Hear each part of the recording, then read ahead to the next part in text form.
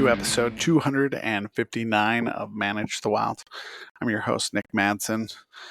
Picture you find yourself at a deer capture. You have two mule deer does brought in at the exact same time. They're both lactating. They're both the same age. But there's a huge difference in body weight. There's a huge difference in size. Why? That's the question. Why is there so much different if they're from the same habitat, from the same area? That's kind of the role of nutritional ecology. Nutritional ecology is basically the science of relating an animal to its environment through its nutritional interactions. So you're looking at the different things that mule deer, elk, moose, whatever animal you are studying, tuna, coho, it doesn't really matter. You're looking at what they eat within their environment and how it affects them as they move through their environment. And that is what researchers are trying to understand, is how can you have two mule deer, same size, both lactating, both with offspring, and different sizes, different weight, different fat data coming in. Nutritional ecology is understanding the dietary preferences, I guess, what they like, what they're eating.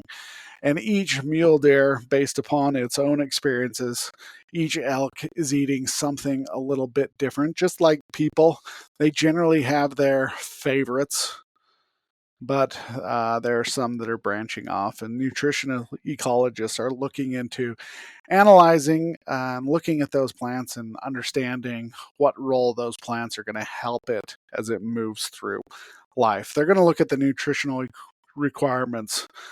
A bull elk or a cow elk is going to have different requirements than each other. A cow elk that's lactating versus a cow elk that's not lactating going to have different nutritional requirements. So no matter what stage, what age, they're going to have different requirements, as well as the gender, male or female, because if you're a bull, you're trying to put on as much muscle, as much mass as possible, as well as grow antlers, ornamental antlers, to help you go out and beat the crap out of other males and show your dominance so you can mate with as many females as possible. They're also looking into the nutritional requirements for maintenance.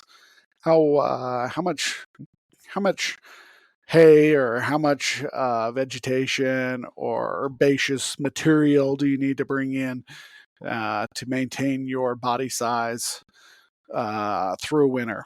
Those are all the things they're looking at, as well as how they meet those needs. How are they going about finding the different minerals, the proteins, all the vitamins they need? Are they licking salt from the road?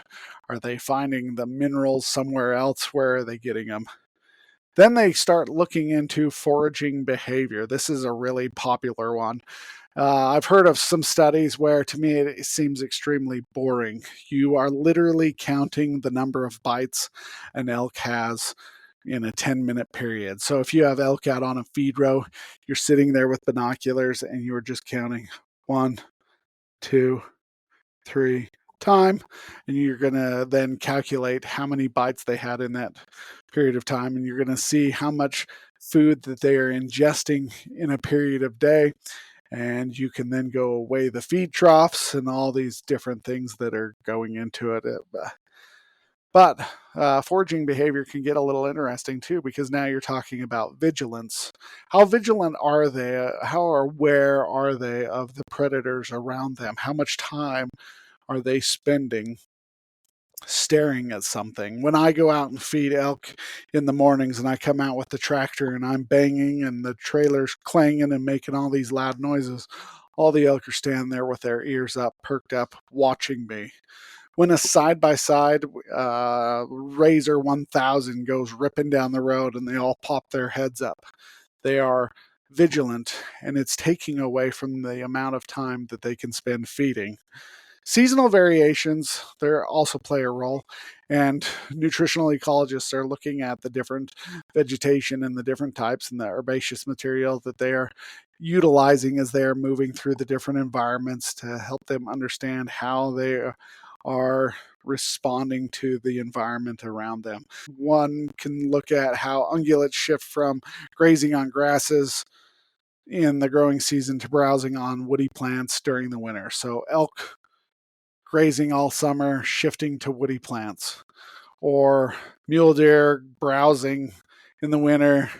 And as things start to green up, they kind of shift into some of those grasses, herbs, and forbs, grasses and forbs.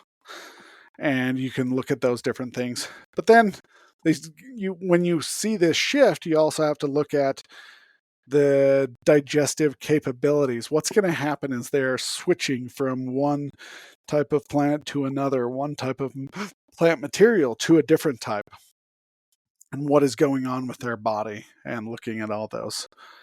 And that is kind of how you can understand how two mule deer, both lactating, both females, obviously, how they can show up with different weights. But there's a paper that I was reading that says take it even further. And they argue that 37% of the differences can be calculated in individual choice, not just environmental factors, whether it was snow or predators or a new Walmart got put in, but the individual choices themselves can have a far greater impact on how they come into winter. When we are going out and doing helicopter captures, bringing them back, and we're measuring all the fat, a lot more of the individual choices are going to determine how big that mule deer is, how big that cow elk is. So they're looking at, did this cow elk have offspring last spring, last summer, last fall? And if so, how much fat did they have going into winter? And then as they have another offspring, you start to measure that as well. And now you start to look at a little bit finer data that requires a little bit more time in the field. It's a lot more difficult to do. But what they're saying is if you can start to track when that elk calf is born, and you start to track and see the mother feeding it, and then the moment she starts to wean is going to make a huge difference, because you can take 3 to 6 months to wean off a cow elk or a calf elk. And if you are taking longer to wean off that calf, you're going to have a harder time putting on fat. If you are migrating 100 miles versus 10 miles, you are constantly moving, expending energy, and it's going to take a lot more time to put on that fat and time that you don't have. The individual choices are what's going to make up the difference. Just the individual differences that these elk make are going to play a huge role in and the decisions they make. Just like we as individuals, some of us are financially very successful, others are fabulous and fit and healthy, and the rest of us are just ordinary, rolling through life, barely paying bills, barely keeping it together. And it's our individual decisions, because we can all sit in the same class, but it's the roads we all take that make the difference. And that is what researchers believe is also the point for each of these animals. You can look at them as a whole and say they do this as a whole, but the ones that are excelling, these are the things they are doing to excel. So that's a little bit about nutritional ecology and why it's so important and valuable in research. Hope you guys have a great day. Stay wild.